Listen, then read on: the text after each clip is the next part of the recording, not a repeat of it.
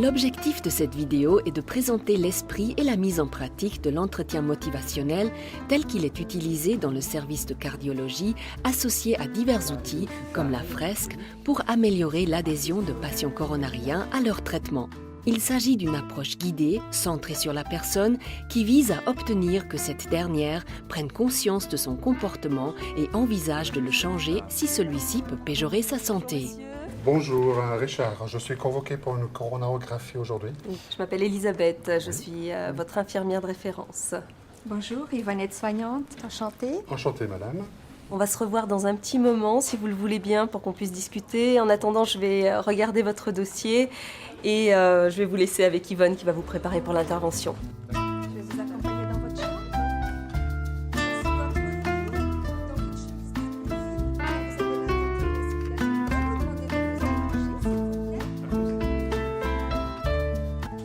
Que savez-vous sur cet examen? J'ai fait un infarctus il y a 1 an, donc je sais qu'on passe un cathéter, on fait comme une radiographie du cœur et ça permet éventuellement de déboucher les artères. D'accord, je vois que vous êtes déjà bien au courant de la situation. Malheureusement oui. Donc on va faire le rasage des plis de laine. Tout à fait. Avez-vous besoin de plus d'informations concernant l'examen et puis son déroulement? Les aides-soignants ont été formés au style motivationnel afin d'avoir une approche du patient en harmonie avec celle des autres soignants. Alors voilà, je viens de prendre connaissance de votre situation. Ce que j'aimerais, c'est que vous me racontiez avec vos mots le motif de votre hospitalisation. Hier, j'ai eu des douleurs dans la poitrine. Alors j'ai eu peur parce qu'il y a 1 an, j'ai fait un infarctus et c'était exactement les mêmes signes. Donc j'ai appelé mon cardiologue et puis me voilà. Ce qui a motivé le fait que vous êtes allé voir votre cardiologue, ce sont ces douleurs qui vous ont inquiété. Qu'est-ce qu'elles signifient pour vous, ces douleurs ?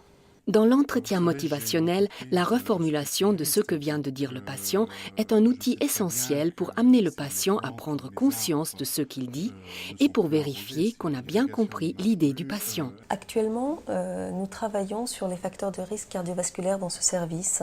Nous avons une fresque dans la salle d'attente avec 7 panneaux muraux qui représentent les 7 facteurs de risque cardiovasculaire. Cet outil a pour but de faire le point avec le patient sur ses propres facteurs de risque cardiovasculaire. Est-ce que vous seriez d'accord que l'on prenne une vingtaine de minutes cet après-midi pour en discuter ? Volontiers. Solliciter l'accord du patient est un autre principe essentiel. En effet, l'entretien motivationnel doit respecter l'autonomie et le choix personnel du patient.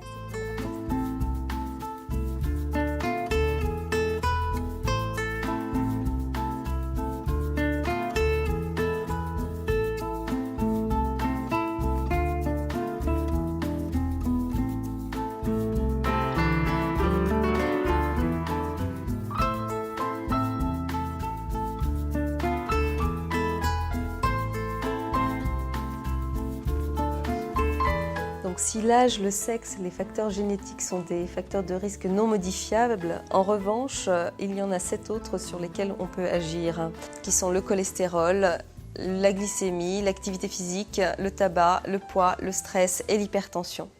Alors, je vous propose, à l'aide de ces réglettes, de placer les cœurs au niveau de risque que vous estimez être le vôtre. Plus vous êtes vers le haut et plus le risque est important, plus vous êtes vers le bas, plus vous estimez que votre risque est moindre. Le but, dans un premier temps, est d'amener le patient à s'auto-évaluer sur chacun de ses risques, de manière à ce qu'il prenne conscience que sa maladie n'est pas une fatalité et qu'il peut être acteur d'un changement de comportement pour diminuer les risques de récidive. Vous avez placé à haut risque le stress, à moyen risque l'obésité, le tabac et la sédentarité, et également l'hypertension. Si vous deviez choisir de travailler sur un facteur de risque cardiovasculaire, vous choisiriez lequel ? Le patient est invité à ne choisir qu'un seul comportement à changer afin qu'il puisse se concentrer sur un seul objectif et ne pas se décourager, sachant que ce changement de comportement aura des incidences sur les autres facteurs de risque. C'est lui et lui seul qui choisit le facteur de risque sur lequel il va agir. Le soignant va féliciter le patient pour son choix, l'idée étant de valoriser et d'encourager la motivation du patient au changement. Le soignant reprend les éléments positifs de changement et s'informe sur le véritable besoin du patient d'en savoir plus sur le facteur choisi. Est-ce que plus d'informations sur l'hypertension et les actions du traitement vous aiderait à mieux comprendre l'hypertension et à suivre le traitement. Oui, je pense qu'en tout cas, ce serait un bon début. Donc moi, ce que je vous propose, dans un premier temps, c'est de prendre ce document qui est la miniature de celle qui est sur ce panneau. On reprend un moment cet après-midi pour en discuter ensemble. L'infirmière inscrit dans le dossier du patient les éléments notoires issus de l'entretien motivationnel qui vient de se dérouler, notamment les facteurs de risque sur lesquels le patient s'est personnellement et volontairement engagé à agir, par exemple. L'idée est que l'ensemble des soignants et services intervenant auprès du patient, médecins, physio ou autres services, soient attentifs aux éléments sensibles et interviennent dans le même sens auprès du patient pour l'aider à atteindre ses objectifs. Parallèlement, l'infirmière rédige une note à l'attention du médecin traitant qu'elle remet pour transmission au médecin-chef du service dans lequel est hospitalisé le patient. L'original de cette note est remis au patient un peu comme une sorte de contrat récapitulant les points sur lesquels le patient s'engage. Donc, Monsieur Richard, un patient de 1958, il a eu une coronarographie ce matin en radial et la pose d'un stent sur la circonflexe.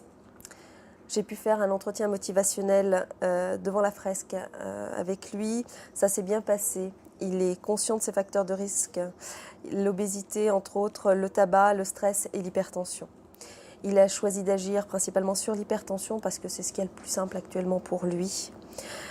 Ouais, donc c'est intéressant dans cette situation. Clairement, le patient demande de l'information complémentaire pour pouvoir mieux adhérer au traitement. Et puis il y a d'autres situations où on aimerait amener de l'information et puis quand on veut rester sur l'esprit motivationnel, il y a certaines choses à respecter dans l'entretien motivationnel. On sait que dans l'entretien motivationnel, on peut informer, mais uniquement si on s'est assuré préalablement que le patient le souhaite. Des supervisions des soignants individuels et en groupe sont régulièrement réalisées par une infirmière spécialisée, formatrice en entretien motivationnel. Ces supervisions ont pour but d'assurer un maintien, voire une poursuite du développement des compétences en entretien motivationnel.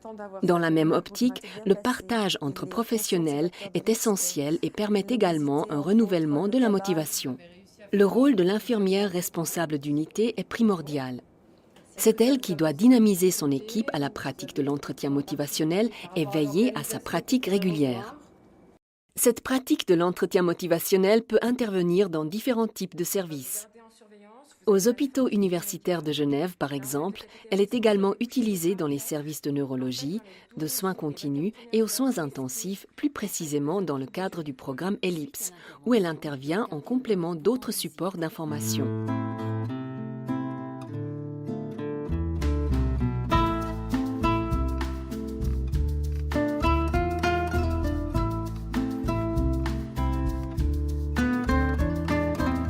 Depuis que je suis ici, depuis que cet incident, je réfléchis pas mal. Donc, savoir exactement le poids que la fresque a dans cette réflexion, c'est difficile à dire. Mais bon, il y a beaucoup de réflexions de toute manière. On ne va pas tout régler tout d'un seul coup, quoi. Justement, tous les problèmes ne vont pas se régler d'un seul coup, qu'on n'est pas obligé non plus de jouer sur tous les tableaux. Et puis, voilà, c'est un peu le sentiment que j'ai eu.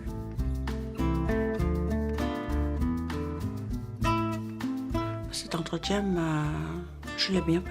tout s'est bien passé. Elle m'a bien expliqué, on a bien discuté. Cette phrase m'a apporté plein de choses, c'est-à-dire, en tout cas, où il y a les aimants, de pouvoir savoir à quel stade j'étais et ce que je devais faire surtout pour pouvoir améliorer ma qualité de vie. Ma qualité de... Oui, on peut dire ça, comme ça, non ? Santé, voilà. Cette phrase m'a fait prendre conscience qui j'étais déjà. Parce que c'est vrai que jusqu'à maintenant, on ne s'écoute pas trop.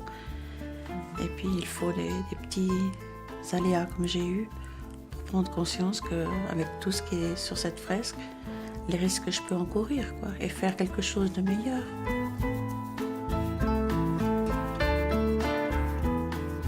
Alors, l'entretien avec l'infirmière, bon, moi j'ai un peu triché, parce que j'étais déjà venu, j'ai déjà regardé toute la fresque, donc je m'attendais un petit peu aux questions qu'elle allait me poser par rapport à certains points. Alors c'est un entretien que j'ai eu de partage. Je ne l'ai pas du tout considéré comme quelqu'un qui allait me donner une leçon ou quoi que ce soit. C'était vraiment, elle m'expliquait les choses et ça c'était bénéfique à mon avis.